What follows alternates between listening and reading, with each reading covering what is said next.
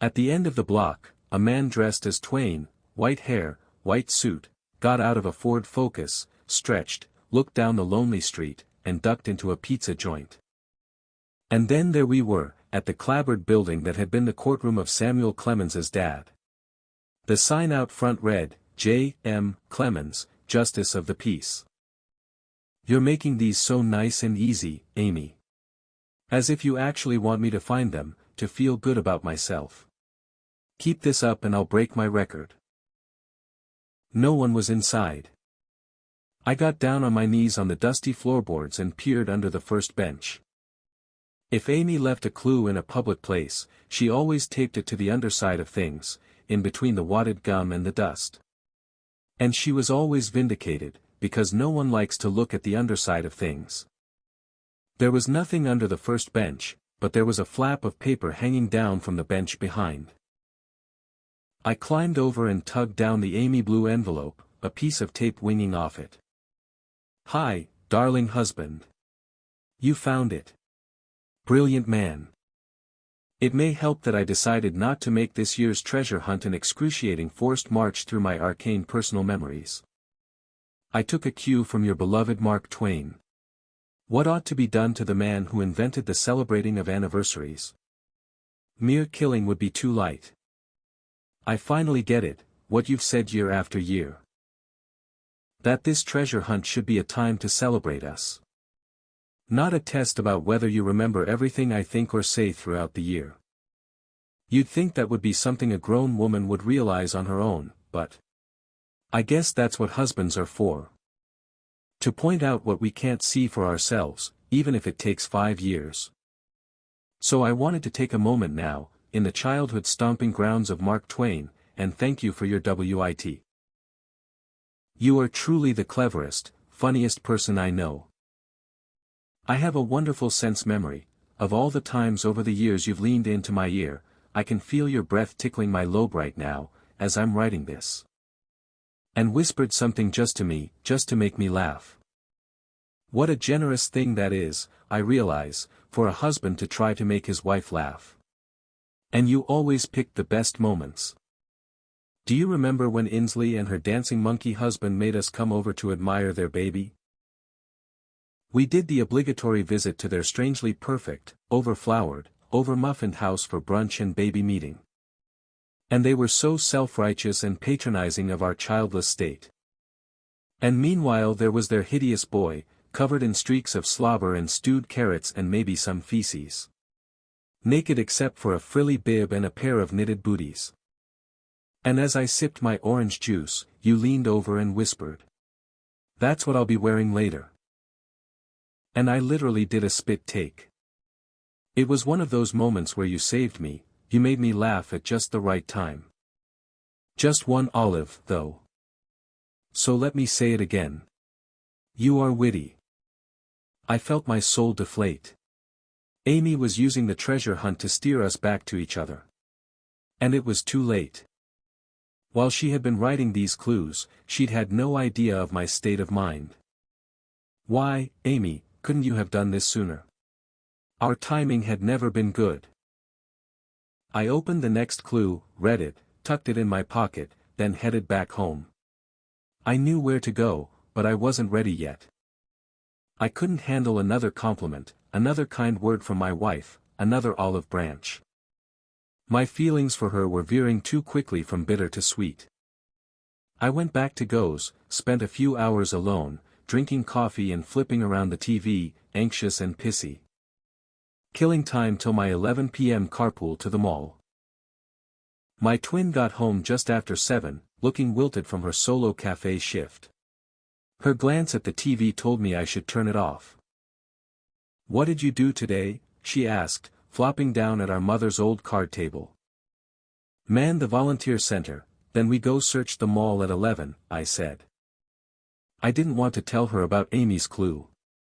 I felt guilty enough. Go doled out some solitaire cards, the steady slap of them on the table a rebuke. I began pacing.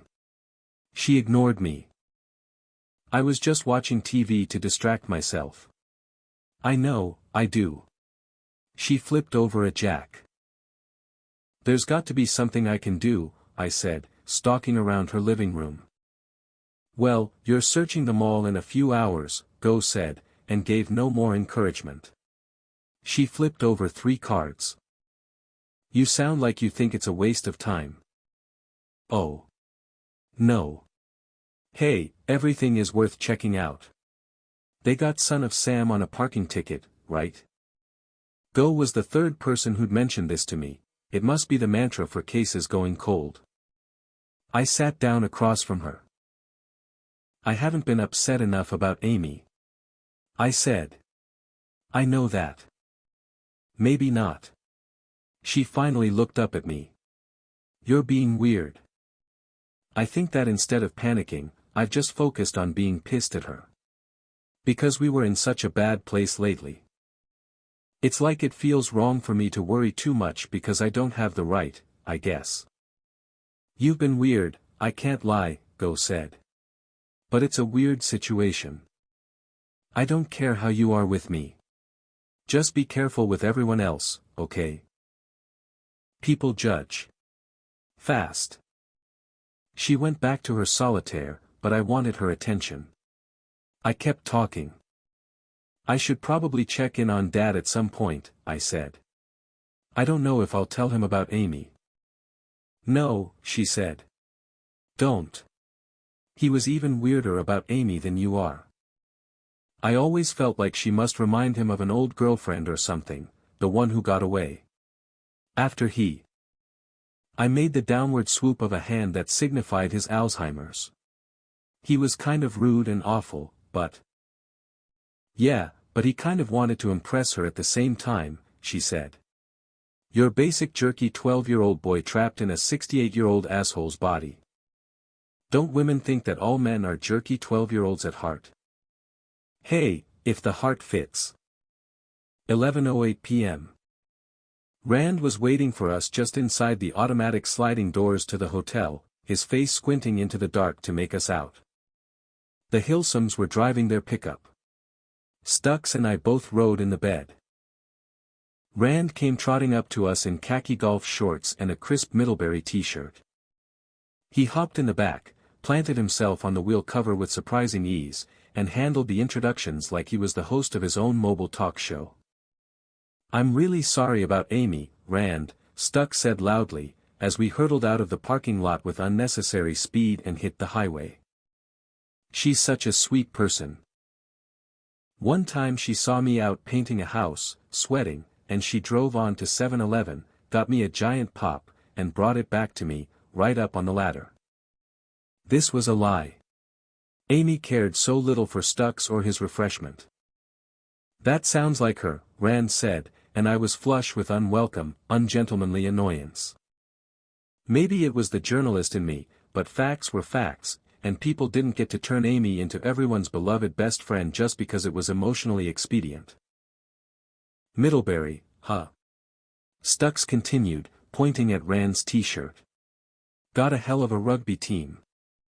That's right we do, Rand said, the big smile again. And he and Stux began an improbable discussion of liberal arts rugby over the noise of the car, the air, the night, all the way to the mall. Joe Hilsum parked his truck outside the giant Cornerstone Mervyn's. We all hopped out, stretched our legs, shook ourselves awake.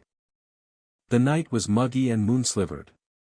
I noticed Stux was wearing, maybe ironically, possibly not, a t-shirt that read "Save Gas, Fart in a Jar." So, this place, what we're doing, it's freakin' dangerous, I don't want to lie, Mikey Hilsum began. He had beefed up over the years, as had his brother, they weren't just barrel-chested but barrel-everythinged. Standing side by side, they were about 500 pounds of dude.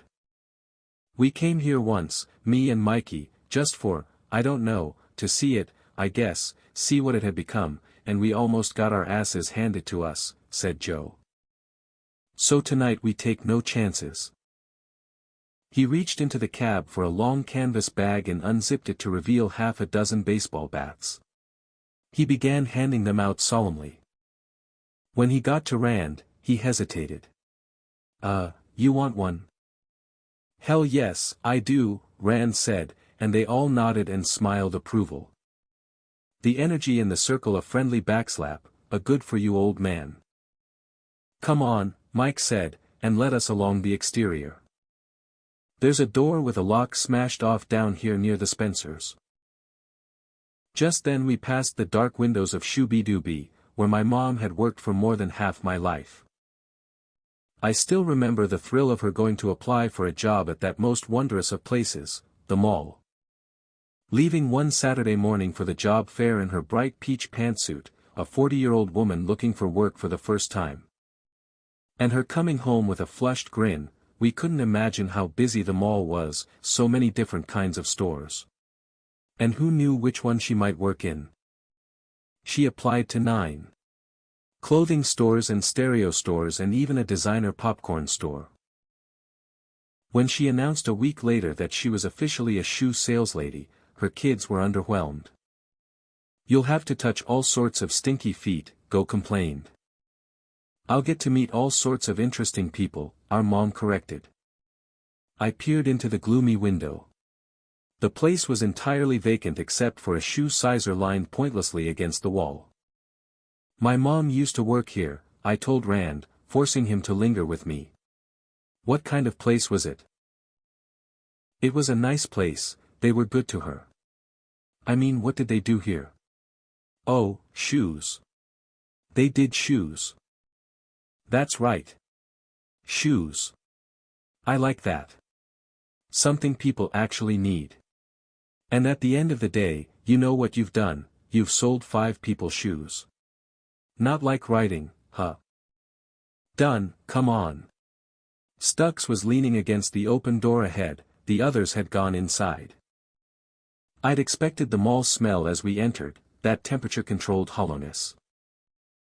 Instead, I smelled old grass and dirt, the scent of the outdoors inside, where it had no place being.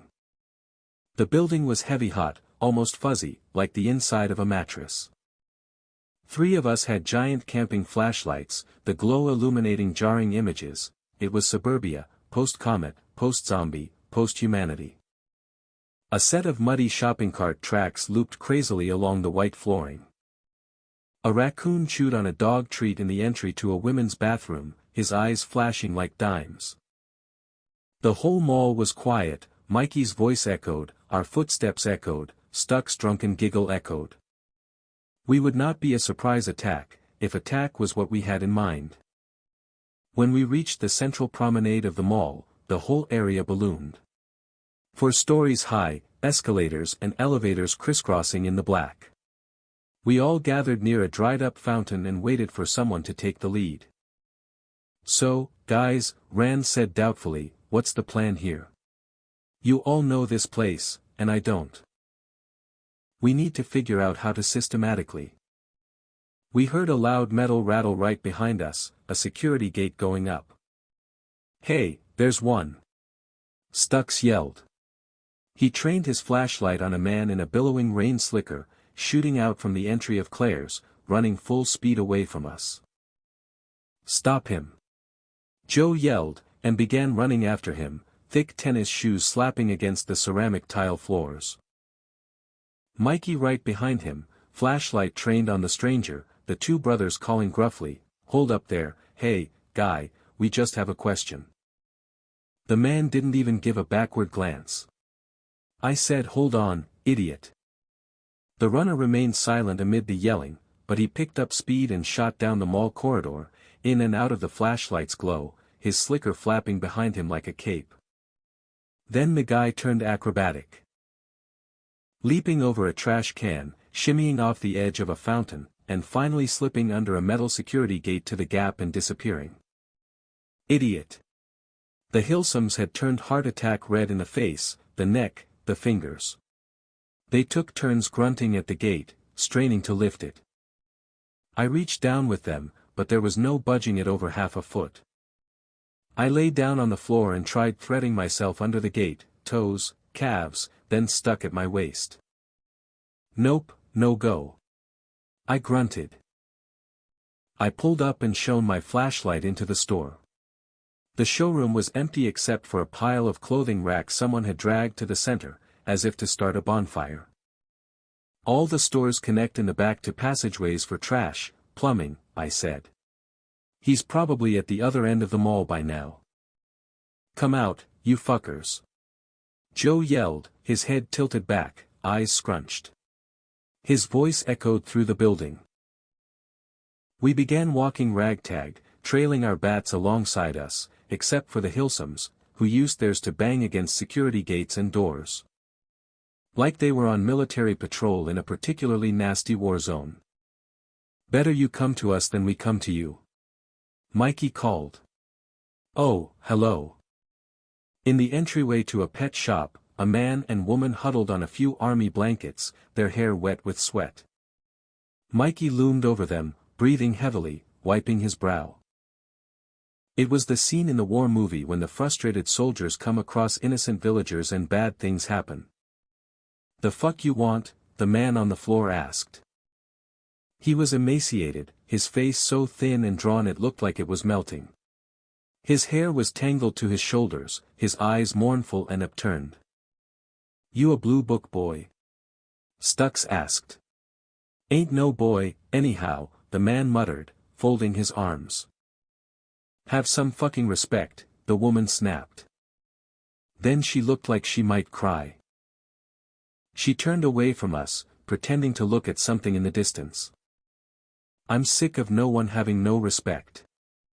"We asked you a question, buddy," Mikey said, moving closer to the guy, kicking the sole of his foot. "I ain't blue book," the man said. "Just down on my luck." "Bullshit. Lots of different people here, not just blue books. But if that's who you're looking for. Go on, then, and find them," the woman said, her mouth turning down. "Go bother them. They deal down in the hole," the man said. When we looked blank, he pointed. "The Mervyn's, far end, past where the carousel used to be." A crop circle stain marked where the carousel once was. Amy and I had taken a ride just before the mall shut down. Two grown-ups, side by side on levitating bunny rabbits, because my wife wanted to see the mall where I spent so much of my childhood. Wanted to hear my stories. It wasn't all bad with us. The barrier gate to the Mervyns had been busted through, so the store was open as wide and welcoming as the morning of a President's Day sale. Inside, the place was cleared out except for the islands that once held cash registers. And now held about a dozen people in various states of drug highs, under signs that read jewelry and beauty and bedding. They were illuminated by gas camping lamps that flickered like tiki torches. A few guys barely opened an eye as we passed, others were out cold. In a far corner, two kids not long out of their teens were manically reciting the Gettysburg Address. Now we are engaged in a great civil war. One man sprawled out on the rug in immaculate jean shorts and white tennis shoes, like he was on the way to his kid's t-ball game. Rand stared at him as if he might know the guy. Carthage had a bigger drug epidemic than I ever knew. The cops had been here just yesterday, and already the druggies had resettled, like determined flies. As we made our way through the piles of humans, an obese woman shushed up to us on an electric scooter. Her face was pimply and wet with sweat, her teeth cat-like. "You buying or leaving, because this ain't a show and tell," she said. Stux shone a flashlight on her face. "Get that fucking thing off me." He did. "I'm looking for my wife," I began. "Amy Dunn. She's been missing since Thursday. She'll show up. She'll wake up, drag herself home." "We're not worried about drugs," I said, "we're more concerned about some of the men here. We've heard rumors." "It's okay, Melanie," a voice called. At the edge of the juniors section, a rangy man leaned against a mannequin torso, watching us, a sideways grin on his face. Melanie shrugged, bored, annoyed, and motored away. The man kept his eyes on us but called toward the back of the juniors section, where 4 sets of feet poked out from the dressing rooms, men camped out in their individual cubicles. "Hey, Lonnie. Hey, all. The assholes are back. 5 of them, the man said. He kicked an empty soda can toward us. Behind him, 3 sets of feet began moving, men pulling themselves up. 1 set remained still, their owner asleep or passed out. Yeah, fuckos, we're back, Mikey Hilsum said. He held his bat like a pool cue and punched the mannequin torso. She tottered toward the ground, the blue book guy removing his arm gracefully as she fell, as if it were all part of a rehearsed act. We want some information on a missing girl. The 3 men from the dressing rooms joined their friends. They all wore Greek party t-shirts, Pi Phi tie-dye and Fiji Island. Local Goodwills got inundated with these come summer, university graduates shedding their old souvenirs. The men were all wiry strong, muscular arms revered with popping blue veins. Behind them, a guy with a long, drooping mustache and hair in a ponytail, Lonnie, came out of the largest corner dressing room. Dragging a long length of pipe, wearing a Gamma Phi t-shirt. We were looking at mall security. What's up? Lonnie called. We cannot dedicate, we cannot consecrate, we cannot hallow this ground, the kids were reciting in a pitch that was close to screaming. We're looking for Amy Dunn, you probably seen her on the news, missing since Thursday, Joe Hilsum said. Nice, pretty, sweet lady, stolen from her own home. I heard about it. So, said Lonnie. She's my wife, I said. We know what you guys have been getting into out here, Joe continued, addressing only Lonnie, who was tossing his ponytail behind him, squaring his jaw. I glanced at Rand to see if he was all right, he was staring at the mannequin on the floor. Lonnie said, jerking his head back. The fuck you talking about a gang rape? You guys, Joe said. You blue book boys. Blue book boys, like we're some kind of crew. Lonnie sniffed. We're not animals, asshole. We don't steal women. People want to feel okay for not helping us. See, they don't deserve it, they're a bunch of rapists. Well, bullshit. I'd get the fuck out of this town if the plant would give me my back pay. But I got nothing. None of us got nothing. So here we are. We'll give you money, good money, if you can tell us anything about Amy's disappearance, I said. You guys know a lot of people, maybe you heard something. I pulled out her photo. The Hilsums and Stucks looked surprised, and I realized, of course, this was only a macho diversion for them. I pushed the photo in Lonnie's face, expecting him to barely glance. Instead, he leaned in closer. Oh, shit, he said. Her. You recognize her? He actually looked stricken. She wanted to buy a gun.